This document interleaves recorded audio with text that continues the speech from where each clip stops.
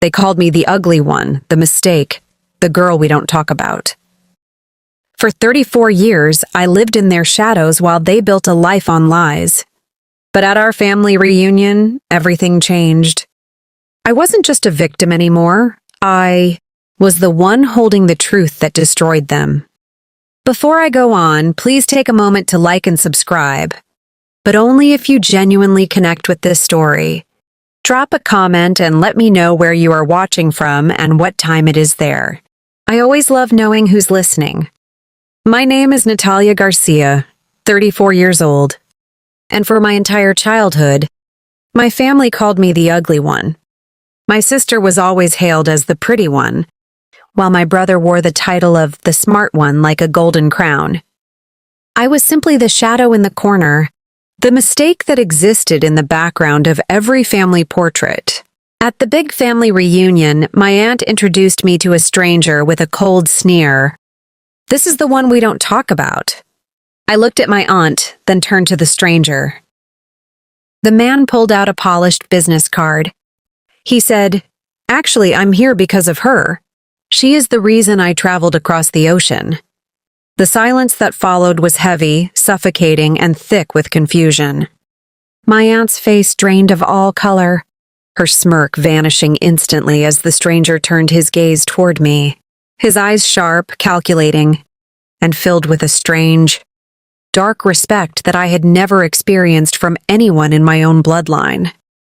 The air felt thin, like the oxygen had been sucked out of the room, leaving me breathless and vulnerable. I stood there trembling, holding the card in my hand while my family watched in pure, stunned silence.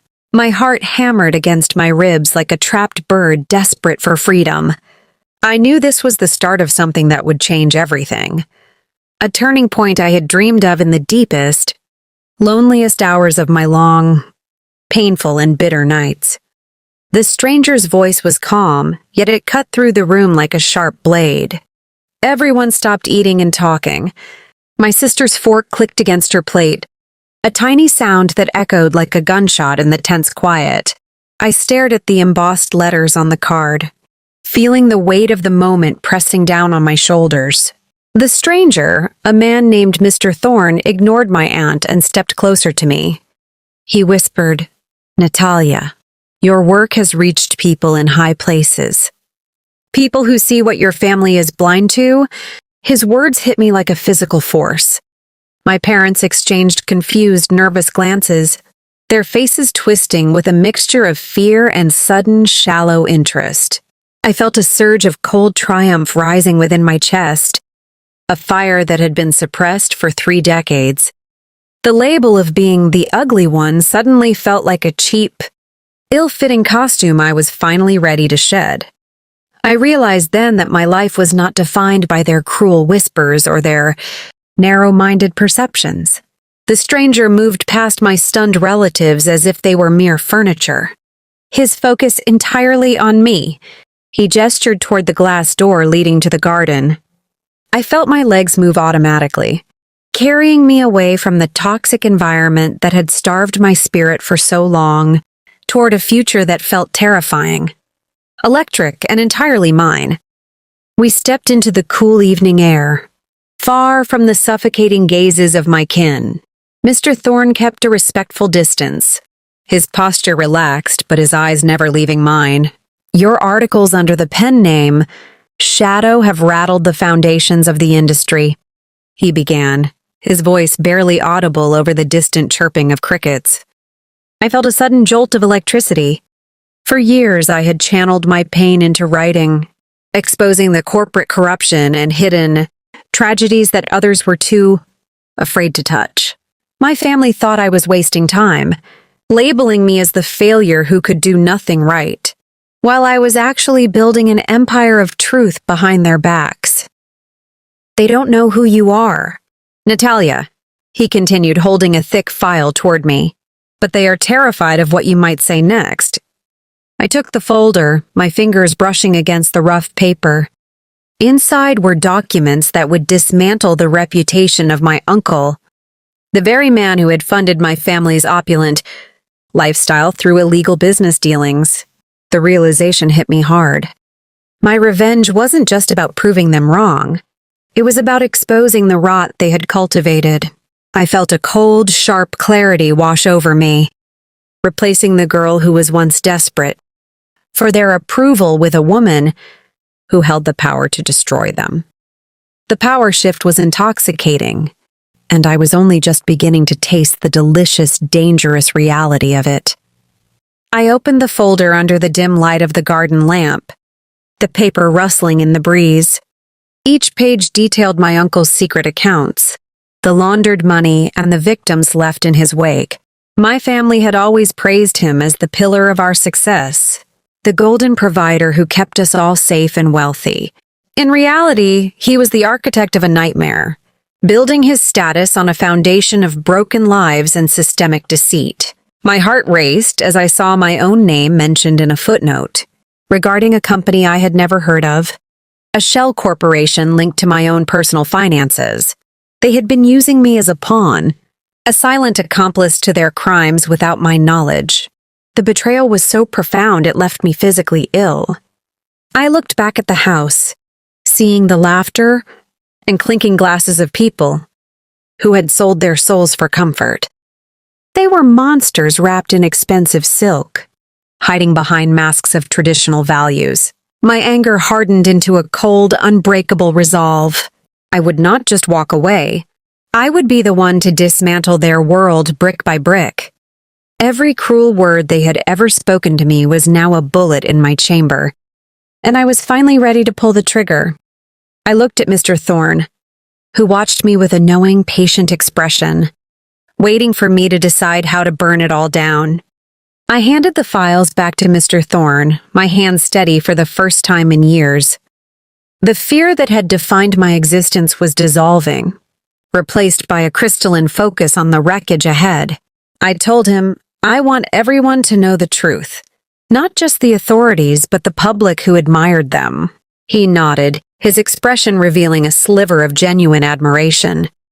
We began to plot our next moves, discussing how to leak the evidence safely to avoid them burying it. Every detail we planned felt like a hammer, striking a glass mirror that had held my distorted reflection for too long.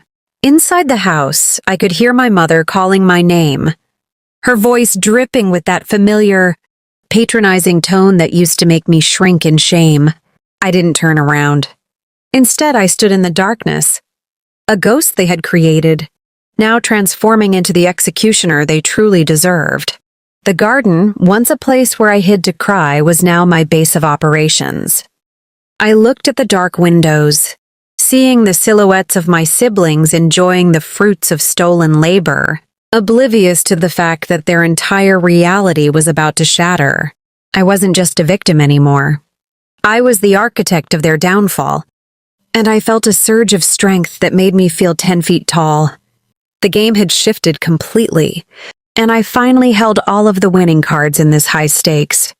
Dangerous and very cold revenge. I stepped back into the house, my expression carefully neutral, though my mind was a whirlwind of tactical brilliance. The change in the room was immediate.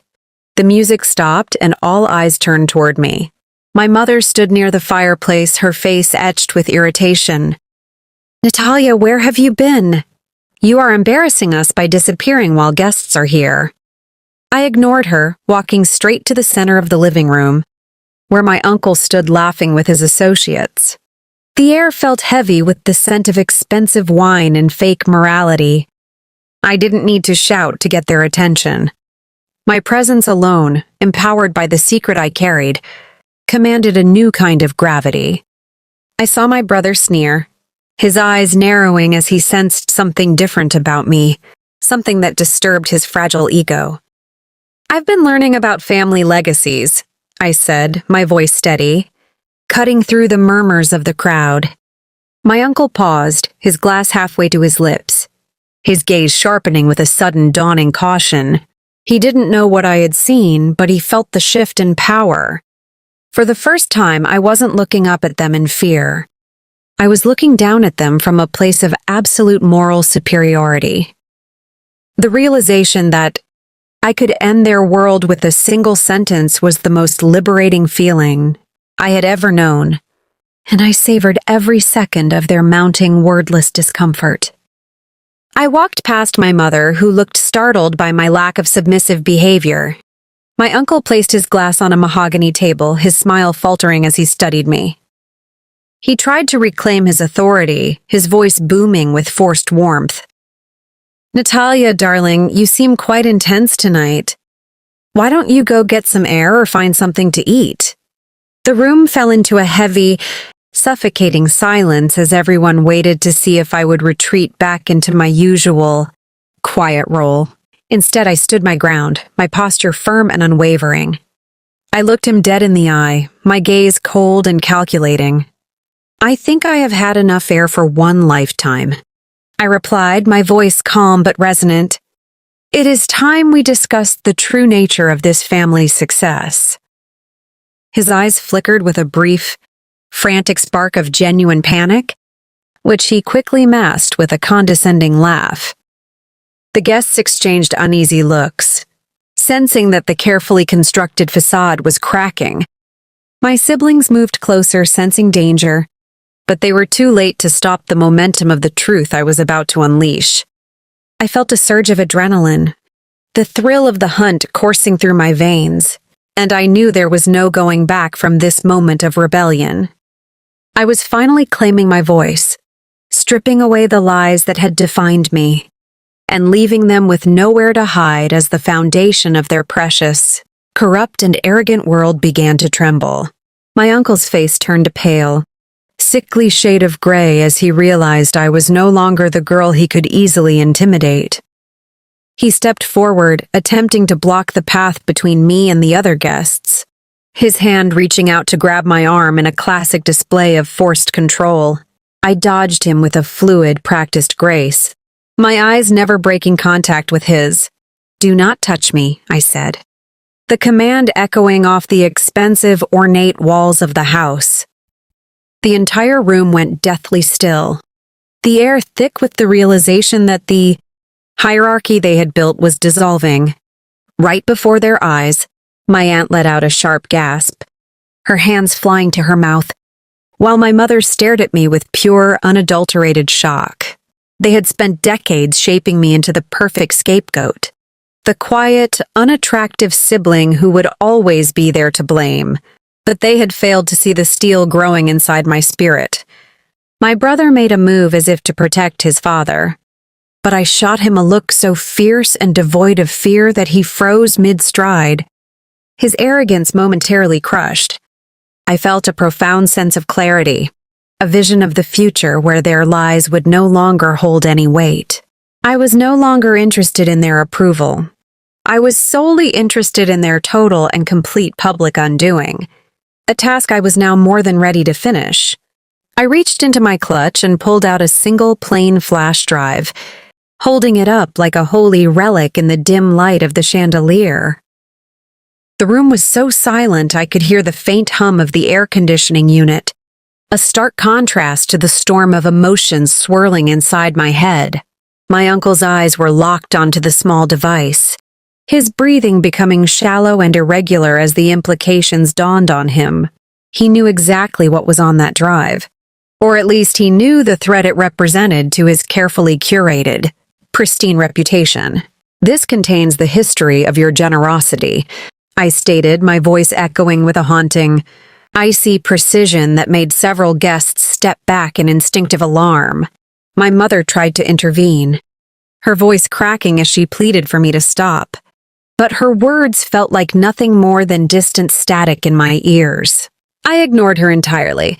My focus narrowed to the man who had stolen my childhood and turned me into a ghost. The power dynamic had completely inverted. He was the one now trembling, his hands shaking at his sides as he searched for a way to regain control. I saw the fear in his pupils, a raw, primal terror that satisfied a deep, aching hunger I had carried for over 30 years. It was no longer about being pretty or smart. It was about being the one who held the truth, the only currency that truly mattered in the end. I walked toward the large television screen mounted on the wall, intending to expose the files for all to see.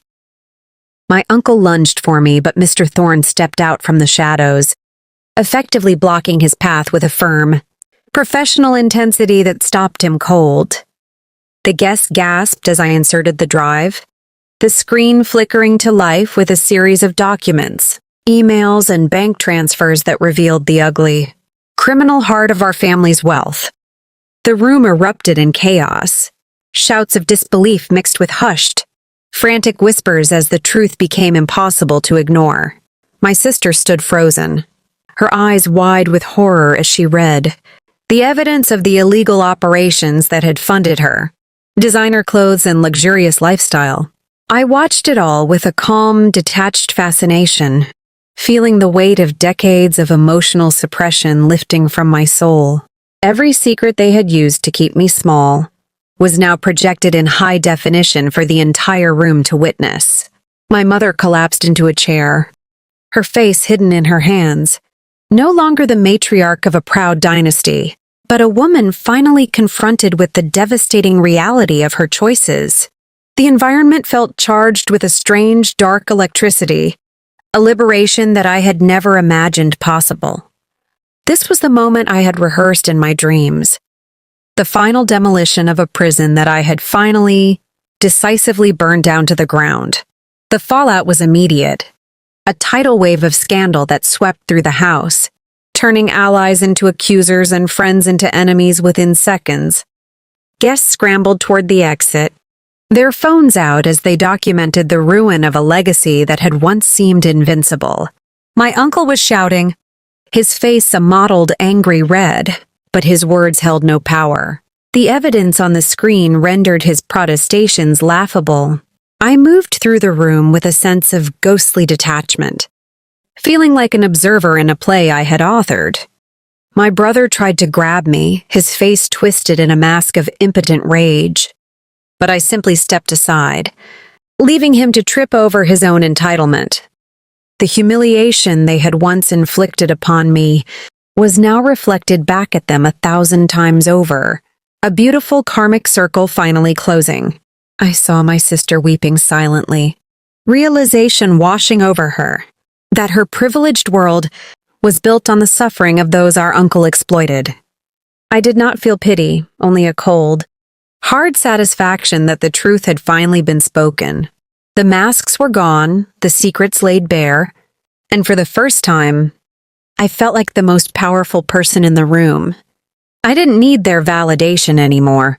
I had destroyed their entire universe, and in the ashes, I was finding the very strength that they had spent my entire life trying to erase and hide away. I stood amidst the wreckage of their lives, watching as the authorities arrived to claim the man who had once dared to call me nothing. The silence of the house was absolute, punctuated only by the distant wail of sirens drawing nearer. I walked to the door, leaving behind the shattered remnants of my family's pride, feeling a sense of peace that was deeper than any I had ever known. Their labels, the ugly, the invisible, the forgotten, had been the very tools I used to build my armor. I was no longer a victim. I was the architect of justice, a woman who reclaimed her truth from the darkness of their lies. The world ahead was wide and terrifying, but for the first time, it was entirely mine to define and conquer.